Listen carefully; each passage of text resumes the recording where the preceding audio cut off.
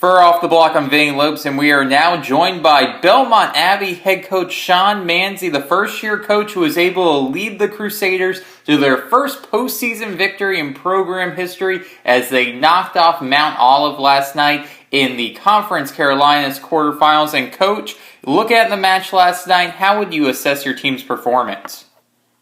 We went into that match pretty confident.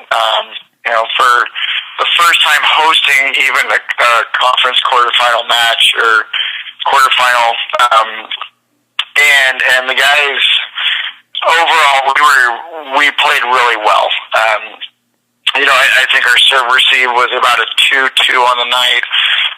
Nolan Albright passed a 2-5, receiving like 35 balls. And, we got to a point where we were getting killed on the right side and Robert Poole was going off. I think Poole's stats were he had something like 28, 30 kills just on the right side alone. And Nolan looked at me and he was like, "What do I do?" Nolan, you've got a match against you. You've got a guy that's better than you.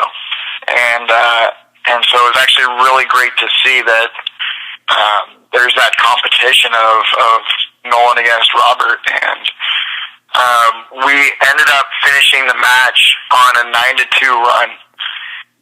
We got into a pretty good funk early, and we looked at our flow chart and we saw our weak rotations of one and a couple others, and we just figured out how to side out of them. And then we just pushed and pushed and pushed, and so we really did a great job of playing for each other and playing for the team, and a lot of the guys stepped up, and we played really well, played with confidence. Yeah, and I want to ask you about Nolan Albright. Once again, he put up huge numbers, 24 kills tonight, last night hit more than 300. For someone who hasn't seen him play in person or online, can you just describe his game and what he's meant to your team? He brings a whole lot of amazing intangibles. His sister just won a national championship with Nebraska, and Nolan is the epitome of what Belmont Abbey represents. Humble, hardworking, respectful, generous young man who wants to win and wants everyone to succeed. After we get beat, he gives accolades as to where it's due. So Nolan really represents everything that we are as a program and as a school and as people. So he, as a competitor, it's amazing to see what he brings to the team and to the court. An example would be we played against a team, and the team wasn't far out of our reach to beat without him, but still, when we took Nolan out to see how our juniors would do, there was kind of this disconnect of leadership. So Nolan really is going to be a huge detriment when we lose him next season.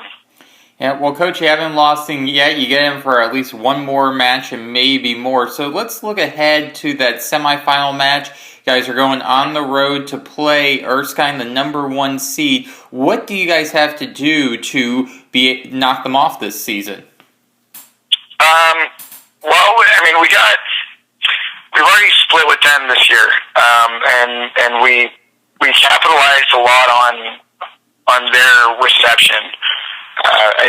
We come down to the old adage of, you win the serve and serve receive game, you're going to win this match. And so that worked really well for us. There was one point in the season where we missed 21 serves in a match, in a 4-set match. And we really reassessed how we serve and receive. So we went down to more of smart serving than powerful serving, and it's been really effective for us that our blocking has increased and our service errors have decreased.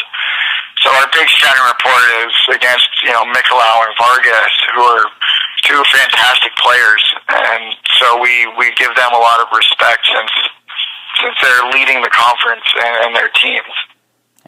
And of course they're going to get their kills, they're going to get their points, but we're going to earn ours just as much.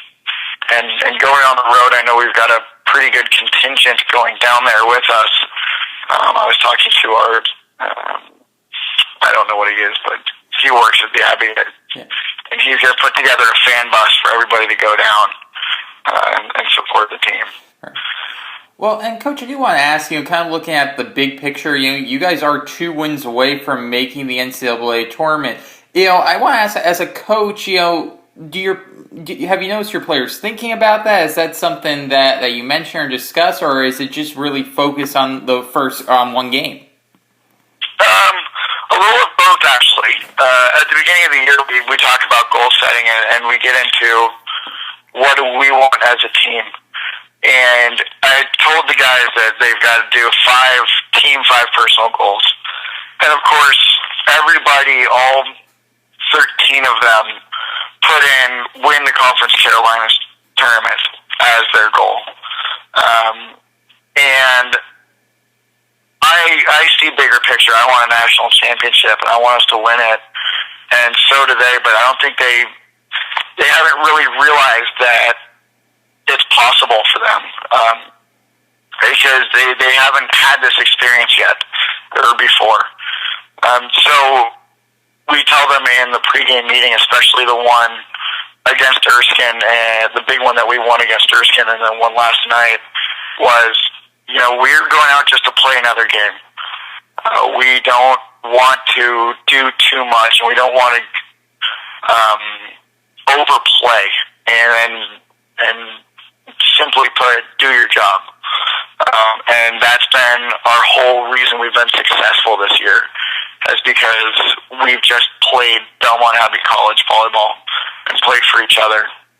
So we have those goals on the board of win the Conference Carolinas tournament or win the national championship, but then at the same time we know that we got to win.